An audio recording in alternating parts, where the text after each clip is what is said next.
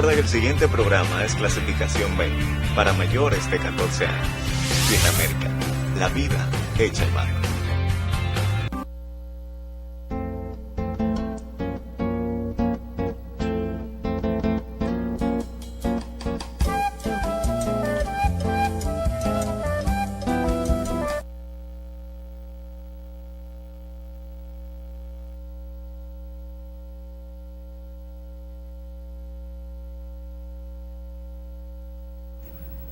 Saludos, país, voz para el cambio, esta ventana de patria, de compromiso con el ideal de Juan Pablo Duarte, pero sobre todo de compromiso con los valores, con los principios, con la moral, con la honestidad, con la fe, consciente de que un mundo mejor es posible. Y eso va a depender de los esfuerzos que todos y cada uno de los dominicanos, de las dominicanas y de los que no siendo dominicanos de origen comparten este hermosísimo terruño con nosotros. Esos que han venido aquí para quedarse, para amar esta tierra y para ser amigos y hermanos de los dominicanos. Hoy vamos a hacer una entrega diferente. No vamos a estar abordando los problemas de la democracia, los desafíos de la sociedad dominicana, que son múltiples. Problemas que llevan cientos de años y que todavía no los resolvemos.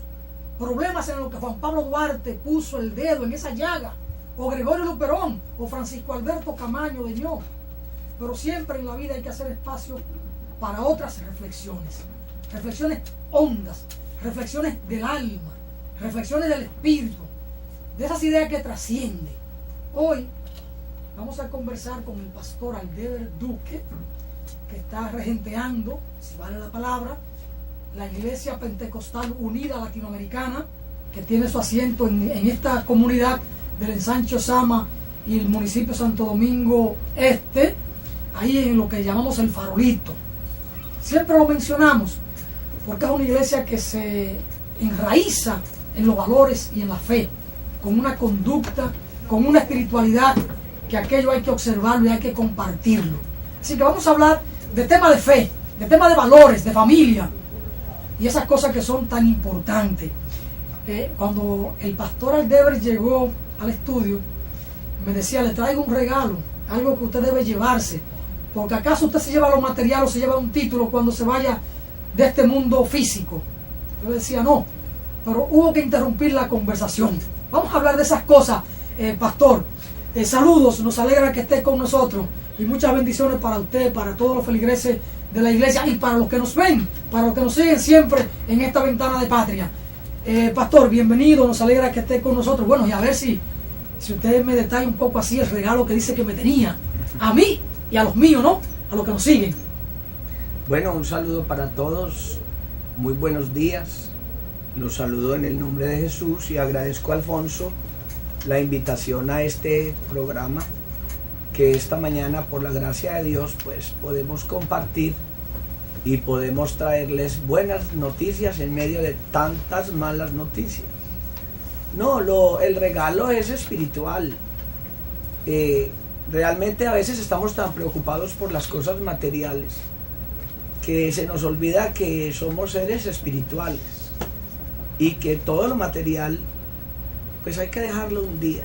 Esos son principios que el Señor ha establecido para el hombre. Por ejemplo, todos nos morimos un día, todos nacimos, todos nos morimos. Se muere el rico, se muere el pobre, se muere el bonito, se muere el feo, todos nos morimos. ¿Y las bonitas se mueren? Todo el mundo. Ahora, lo segundo es que nacimos sin nada.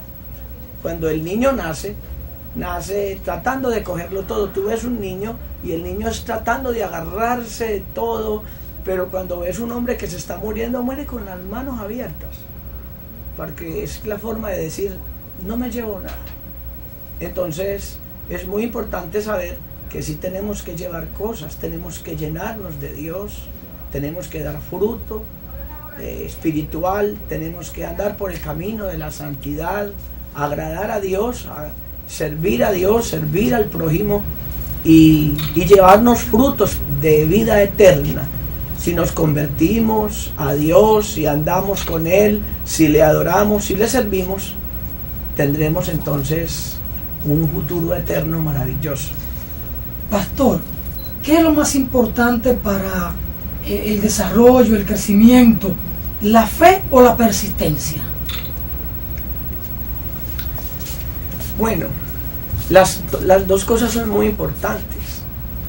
La vida tiene que tener fundamentos.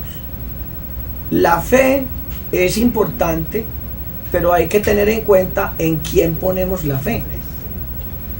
Porque la fe es viva en la medida que usted la ponga en el Dios vivo.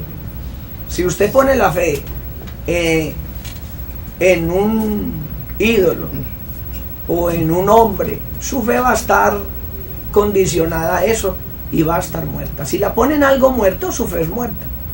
¿Todo ser vivo tiene fe? Bueno, todo ser vivo no, todo hombre. Sí, todo ser humano. Sí, todo ser humano tiene fe. Lo que pasa es que la han enfocado en diferentes cosas. Hay gente que tiene fe en el brujo, hay gente que tiene fe en sí mismo de Fidel una Castro manera tiene completa. fe. Fidel Castro tiene fe. De más que sí, todos tenemos fe. Él tiene que tenerla aunque sea en él, aunque sea en su revolución, pero la tiene. Pero el problema no está ahí.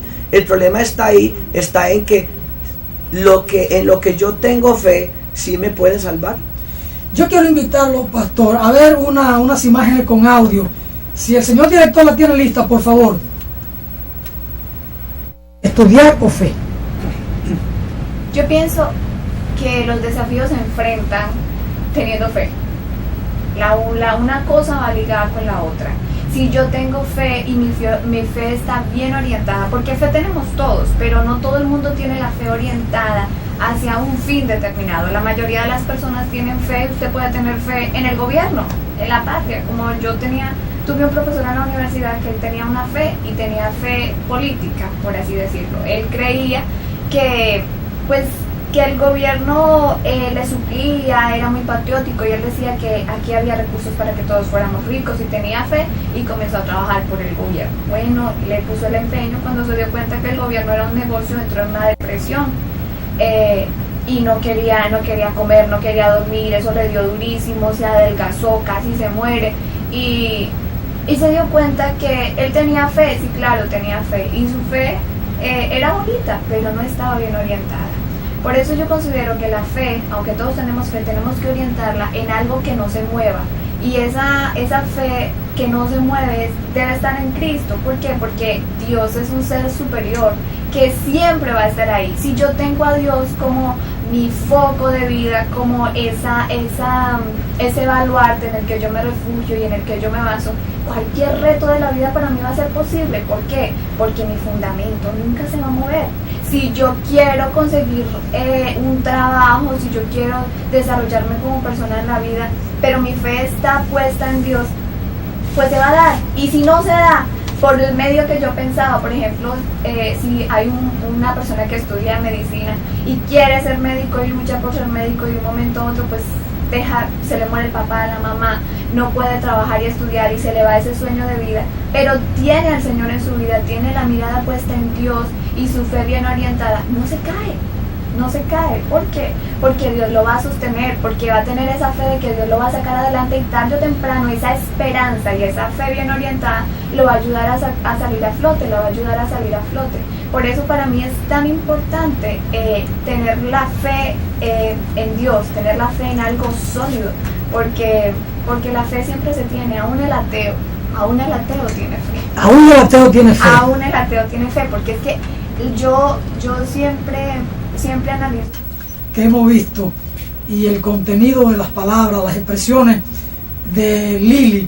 ¿A usted cómo le llega esto? Muy bien, me parece que está muy alineada. Eso es lo que dice la palabra de Dios. Es que la fe es un medio para alcanzar la gracia.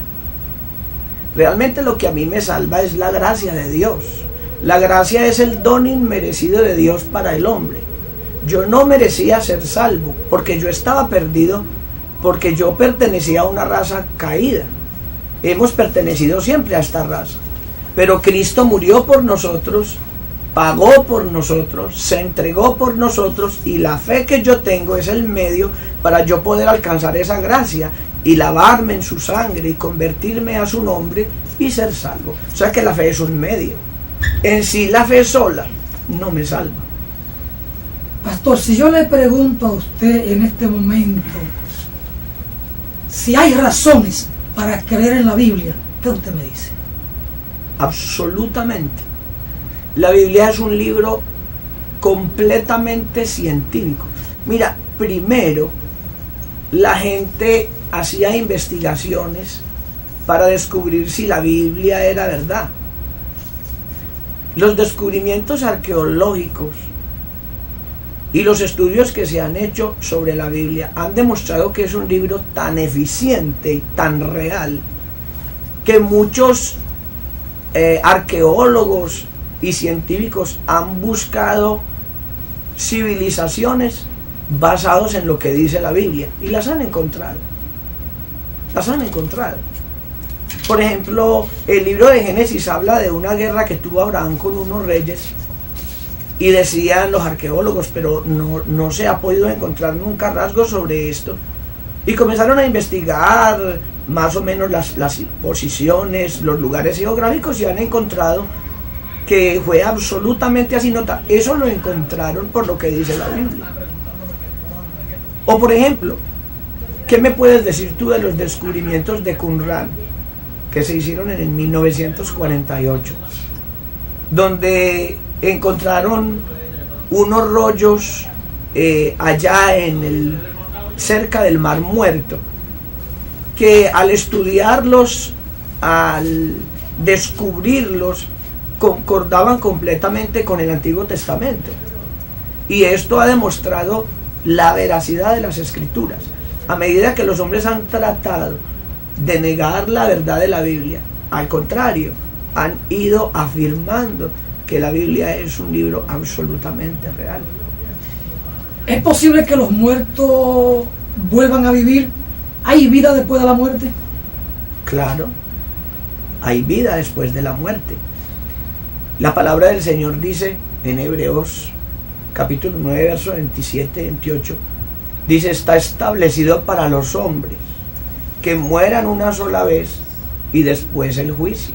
Jesús dijo en San Juan 5, 28, no se maravillen de esto, porque viene la hora cuando todos los que están en los sepulcros oirán la voz del Señor, y los que hicieron lo bueno saldrán a resurrección de vida, los que hicieron lo malo saldrán a resurrección de condenación.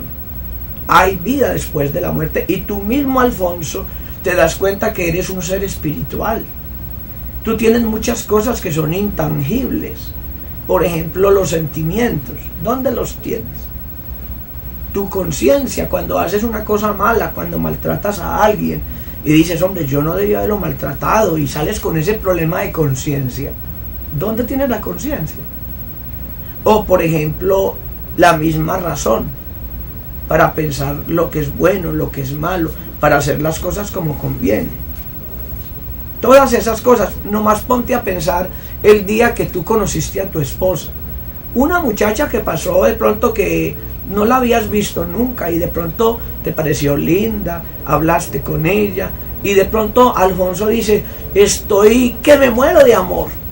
Yo no sé qué hacer, me tengo que casar con esa muchacha, y te sientes profundamente enamorado que no puedes vivir sin esa persona. Una cosa que no tenías. Y ahora estás lleno de amor por ella. ¿Y dónde tienes el amor? En las manos, en los pies, en el cuerpo. Dirá usted, en el cerebro. ¿Será que abriéndole el cerebro le podríamos encontrar el amor? No. Somos seres espirituales. Dios nos hizo espirituales. La Biblia dice, Dios puso eternidad en el hombre. Nosotros somos mucho más que carne.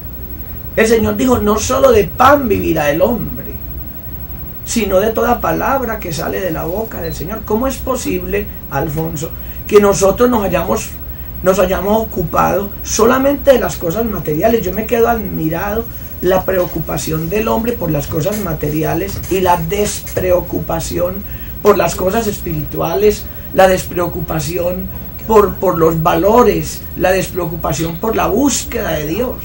Es admirable. Por eso la sociedad está así. ¿Por qué? Porque les pasa lo mismo que a los discípulos. Los discípulos estaban en el barco, ¿y dónde estaba Jesús? durmiendo, por allá atrás estaba en la popa durmiendo, mientras que el mar estaba agitado, mientras que los vientos eran terribles. Ellos con sus propias fuerzas trataban de hacer algo, pero cuando vieron que no podían, cuando arrojaron todas las cosas pesadas al mar, cuando a lo mejor rodearon el barco con lazos, cuando estaban recogiendo agua y tirándola afuera, bueno, quién sabe cuántas más cosas, bajaron la vela, etcétera, y vieron que el naufragio era completamente lo único que quedaba, era evidente. Entonces se acordaron de Jesús, lo llamaron, lo trajeron de por allá atrás donde lo tenían y lo pusieron adelante en la proa. Jesús los miró y les dijo: ustedes, ¿por qué están así, hombres de poca fe? Reprendió los vientos, le ordenó al mar que se quedara quieto, hubo grande bonanza y todo se solucionó, porque Él es el que manda a los vientos y a los mares. Entonces sí hay que poner la fe en el Señor y hay que buscar a Dios y ponerlo adelante, porque Él funciona hacia adelante, atrás no. Como cuando usted tiene una carretilla, si no le pones el caballo adelante, eso no funciona. Hay que poner al Señor adelante, hay que ponerlo de primero. El Señor no es segundón de nadie. El Señor es el alfa y la omega, el principio y el fin, el que es, el que era, el que ha de venir, el todopoderoso. Ese es el lugar de él. Pastor, hay muchas denominaciones religiosas o iglesias, la católica y la otra parte. En nuestro país se habla de las protestantes, por decirlas que no son católicas. Sin embargo, uno aprecia que todas creen en lo que dice la palabra, la Biblia, y en lo de la resurrección. Sin embargo, los ritos o la manera cada año en Semana Santa de celebrar o de recibir esta fecha de pasión, muerte, resurrección es un poco distinta. Pero todas las denominaciones creen en este hecho histórico y en los milagros, por supuesto, que hizo Jesús. Entonces, No, le pregunto. mira, Alfonso, usted dice cosas que no puede probar. Por ejemplo, todos creen en la Biblia. No es verdad. Eso no es verdad. No es verdad, porque mira, por ejemplo, mis palabras no te ofendan ni ofendan a nadie. No. Pero mira, vamos a ver lo que es la Biblia. Comencemos, por ejemplo, por Pero ellos dicen que creen en la palabra y andan predicando. Pero mira, analiza esto que te voy a decir. Vamos a hablar del bautismo. Según la Biblia, el bautismo es para los que se arrepienten. Dice: arrepentíos y bautícese cada uno de vosotros en el nombre de Jesucristo para perdón de los pecados. Eso es Hechos 2:38. Y recibiréis el don del Espíritu Santo. Nota el orden divino. El orden de la palabra es: arrepiéntase y bautícense. O sea que allí dice que primero me tengo que arrepentir, después me tengo que bautizar. Si lees San Marcos 16:15, dice: id por todo el mundo y predicad el evangelio a toda criatura. El que creyere y fuere bautizado. Nota cómo dice el que creyere y primero tengo que creer. O sea que según la Biblia hay unos requisitos para poderme bautizar. Primero tengo que creer. Tengo creyendo que arrepentirme de ¿qué? De mis pecados. O sea que tengo que reconocer que soy un pecador. Ahora yo te pregunto, ¿un niño puede tener fe? ¿Un niño puede arrepentirse? ¿Un niño tiene voluntad? ¿Un niño puede reconocer que es pecador? No, ni lo es. Entonces póngale usted cuidado. ¿Por qué se bautiza a un niño? No hay en la Biblia ningún registro de bautismos de niños. Ni siquiera Jesús era un niño cuando se bautizó. Fue donde Juan el Bautista y le dijo que lo bautizara. Y Juan el Bautista le dijo: pero tú vienes a que yo te bautice en vez de bautizarme tú a mí. Y el Señor le dijo: bautízame porque así conviene que cumplamos toda justicia. Entonces, es bíblica una iglesia que predica un bautismo que es completamente diferente. En ese aspecto no. O te voy a poner otro ejemplo. No quiero ofender a nadie, con todo respeto, ni tengo resentimiento contra nadie. Pero te voy a poner un ejemplo. Una persona se muere y toda la gente comienza a rezar por el muerto. Lo requiem eterna, que descanse en paz, que Dios lo saque de penas. y lo lleve a descansar.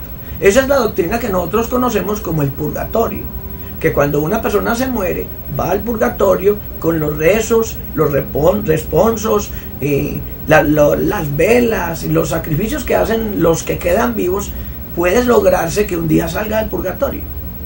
La Biblia dice, está establecido para el hombre que muera una sola vez y después el juicio. Entonces, la Biblia dice una cosa completamente diferente. O por ejemplo, mira esto.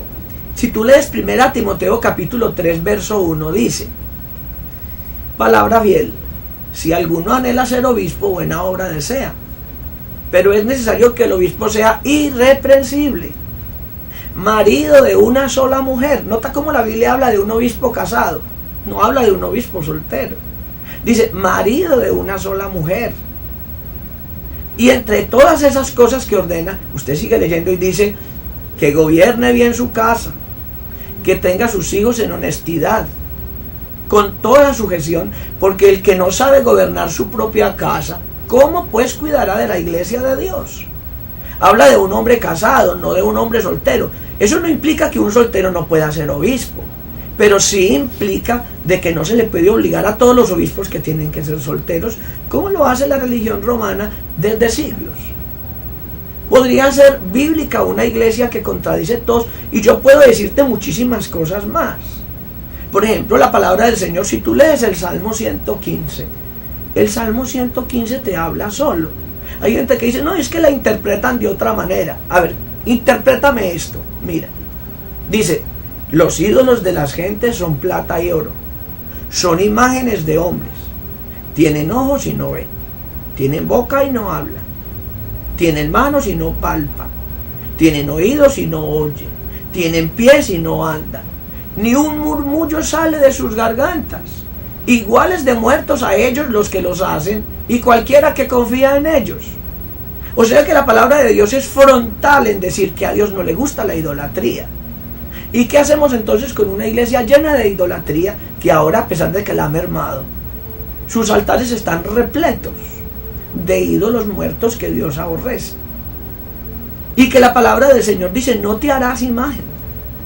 Entonces, ¿es bíblica o no es bíblica? No es bíblica. Bueno, pastor, usted me deja a mí más que sorprendido, porque me pone a reflexionar en lo adelante en temas que me desafían y que deben desafiar a la sociedad dominicana, porque aquí yo pienso que por encima del 80% de los dominicanos fuimos bautizados siendo muy niños, apenas meses, 1, 2 o 3 años, y entonces bueno, esto como que es para uno pensarlo y uno adentrarse en el estudio profundo de la palabra y encontrarse entonces con estos textos que ponen en cuestionamiento una práctica digamos que cristiana en la República Dominicana. Esto es interesante, para eso es la conversación. La idea no es que confrontemos ideas, sino que con una reflexión desde la palabra pongamos en claro muchas cosas. Mira, Alfonso, déjame decirte algo. La intención de la religión puede ser buena, pero con intenciones no se salva uno. Yo le decía a mi padre... ¿Por la intención debe ser prima hermana de la fe? Sí, pero la intención no salva. Por ejemplo, si tú me dices a mí, pastor, mira, mi carro se me dañó y necesito que me ayudes a jumpearlo, y no te ayudo, pero después te digo, hombre, yo tuve la intención, pero la intención fue lo mismo que si no hubiera tenido nada. Entonces, yo le digo a mi padre, o le decía a mi padre, cuando yo conocí el Evangelio, le decía, hombre, tú me guiaste por una religión que tú pensabas que era la verdad, lo hiciste con un corazón bueno, y yo también recé con un corazón bueno, pero Dios en su misericordia nos mostró el camino, ¿me entiende? Nos mostró el camino es uno. Jesucristo dijo, yo soy el camino, la verdad y la vida, y nos liberó de una vida basada en la tradición, porque hay que tener en cuenta que la religión romana católica enseña que la tradición tiene el mismo valor que la Biblia. Eso es un error. Ninguna tradición tiene el mismo valor que la Biblia. Es más, el Señor Jesucristo condenó la tradición que llevaba a contradecir su palabra. Por ejemplo, en el capítulo 15 del libro de San Mateo, Jesús le dijo a los fariseos: hipócritas, porque este pueblo de labios me honra, pero su corazón está lejos de mí. Y dice: guardando como mandamientos preceptos de hombres. Preceptos de hombres quiere decir dogmas. Mira, Alfonso, un dogma es una enseñanza que no tiene fundamento en la Biblia. Entonces tú me dices a mí: pastor, ¿por qué yo tengo que hacer esto? Y yo digo: porque aquí estamos en la iglesia pentecostal y la madre pentecostal dice que es así, y ya, y cállese su boca. No, así no es. Tiene que haber un fundamento bíblico. Yo no puedo decir: no, es que yo tengo que creer así porque la iglesia dice así. Hay principios que a mí me chocan. Se establece que hay que creer y arrepentirse, y entonces será salvo. Yo pregunto al pastor Aldever Duque: ¿puede ser salva un alma que su poseedor o su dueño, la persona, tiene deuda de sangre? Digamos, Pablo Escobar Gaviria, en Colombia. Si meses antes de ser asesinado o de morir, de ser fusilado, no importa el momento y la denominación, se arrepiente, aún con toda la deuda de sangre, podía salvarse. Se arrepentía de verdad, para usar el lenguaje propio de la palabra. Alfonso, mira, si tú lees la Biblia, tú te das cuenta que la gente que anduvo con Jesús fueron muy malos. Por ejemplo, mira a Pablo. El apóstol Pablo fue un asesino. Si usted lee el capítulo 7 del libro de los Hechos, usted encuentra que Pablo participó en el asesinato de Esteban. Y si usted se lee el capítulo 9 del libro de los Hechos, que comienza diciendo: Pablo, que en esa época se llamaba primero Saulo, respirando amenazas y muerte contra los discípulos, porque él iba de casa en casa y los sacaba así fuera del pelo, y los llevaba y los encarcelaba a los cristianos y los mataba si le tocaba. El mismo Pablo relata en 1 Timoteo capítulo 1 y en otros textos de las cartas apostólicas, él dice: fui recibido a misericordia porque lo hice por ignorancia, estando en incredulidad. O sea, cuando uno anda sin Dios, uno es una bestia.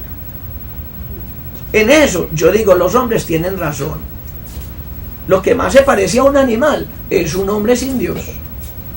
Pero si tú lees la palabra del Señor, por ejemplo en Isaías 1:19, dice: venid pues y estemos a cuentas. Si vuestros pecados fueren como la grana, como la nieve serán emblanquecidos. Nótese que la grana es roja.